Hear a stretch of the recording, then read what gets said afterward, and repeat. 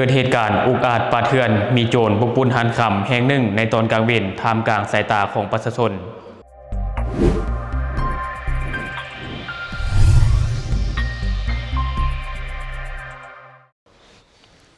สบายดีท่านผู้ชมยินดีต้อนรับเข้าสู่รายการช็อกเดอะนิวและข่าวที่ข้าพเจ้าอยากจะนำเสนอในมื้อนี้ก็จะมองถึงเหตุการณ์อุกอาจป่าเถื่อนที่ว่ามีโจรบุกปุนหันคำแห่งหนึ่งที่เมืองปักซองแขวงจำปาสัก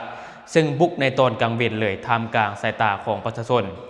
หลังจากในวันที่8กุมภาพันธ์ที่ผ่านมาได้มีโจรบุกปุนหันคำผ่านมาบ่พอทะเลมื้อในวันที่11กุมภาพันธ์ก็คือเมื่อวานนี้ได้เกิดเหตุการณ์โจรบุกปุนหันคำอยู่ที่เมืองปักซองแขวงจำปาสักอีกแล้วหลายคนตั้งคำถามว่ามันเป็นคนเดียวกันหรือบ่เดี๋ยวเราจะลงกันในหัวข้อต่อไปก่อนอื่นเราไปเบิ่งภาพเหตุการณ์ล่าสุดนี้นำกันก่อน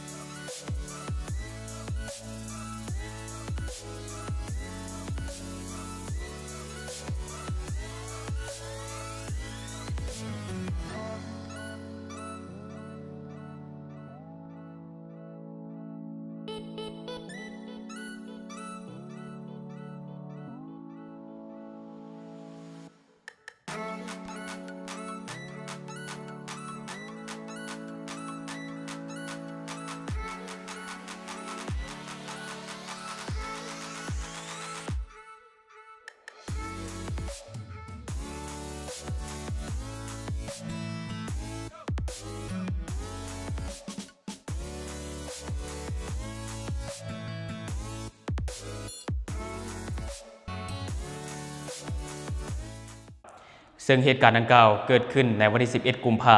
พันธ์2026ที่ผ่านมาได้มีโจรอายุ20ปลายหา30ปลายนุ่งสุดคลุม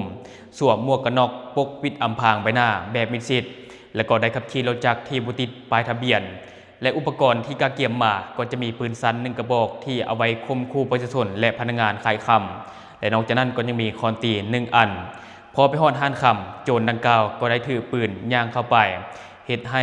ลูกค้าที่กำลังซื้อขายคำแตกตื่นและหนีไปคนละทิศคนละทางหลังจากนั้นโจรก็ได้ใช้คอนตีทุบตู้คำจนแตกและก็ได้กวดเอาคำไปได้2สลึงในขณะที่โจรกำลังหลบหนี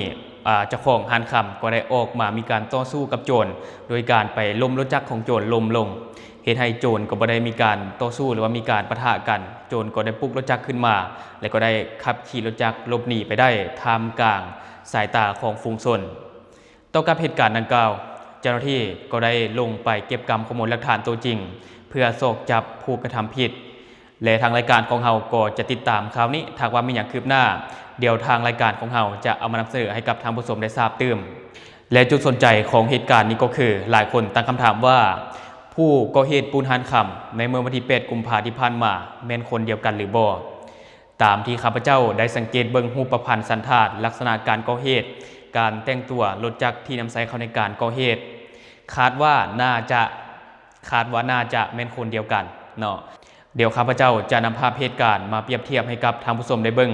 ซึ่งด้านซ้ายของข้าพเจ้านี้จะเป็นภาพเหตุการณ์ที่มันเกิดขึ้นในวันที่8กุมภาพันธ์และด้านขวานี้จะเป็นเหตุการณ์ที่มันเกิดขึ้นในวันที่11กุมภาพันธ์เดี๋ยวเราไปเบิ่งภาพเหตุการณ์นี้พร้อมกันเลย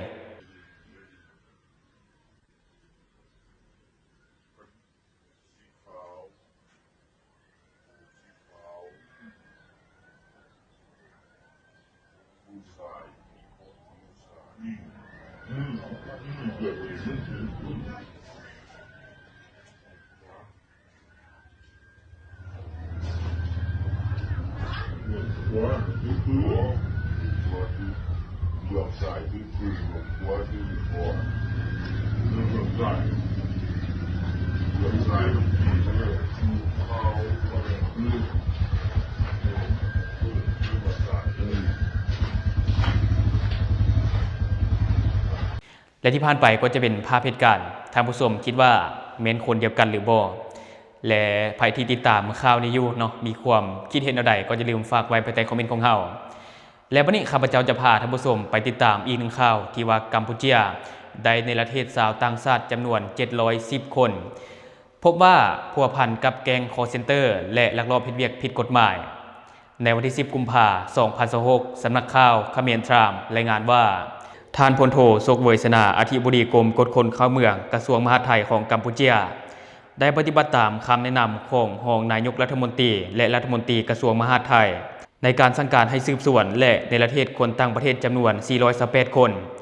ในนั้นแบ่งเป็นหญิง26คนจาก10สัญชาติประกอบมีไลบีเรียเนปาลอินเดียปากีสถานจีนฟิลิปปินส์ไทยเกาหลีใต้เมียนมาและอินโดนีเซียออกจากประเทศกัมพูชานอกจากนี้ยังได้ประสานงานกับเอกอัครราชทูตจีนประจำกัมพูชา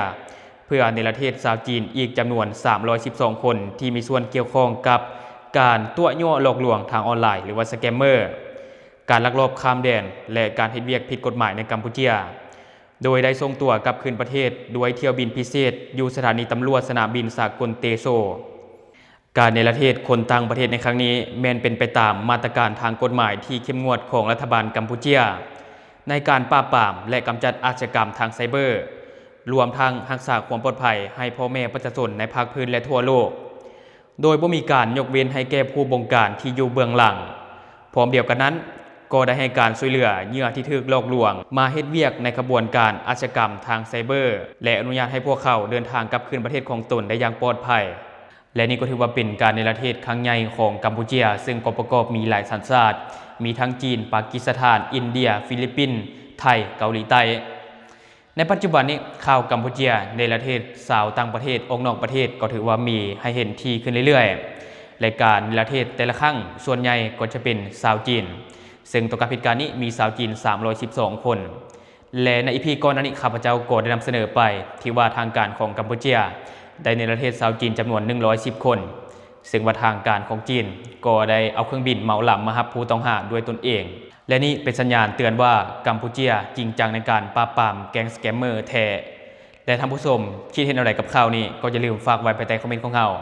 และอย่าลืมสนับสนุนกันด้วยการกดติดตามช่องขอขอบใจ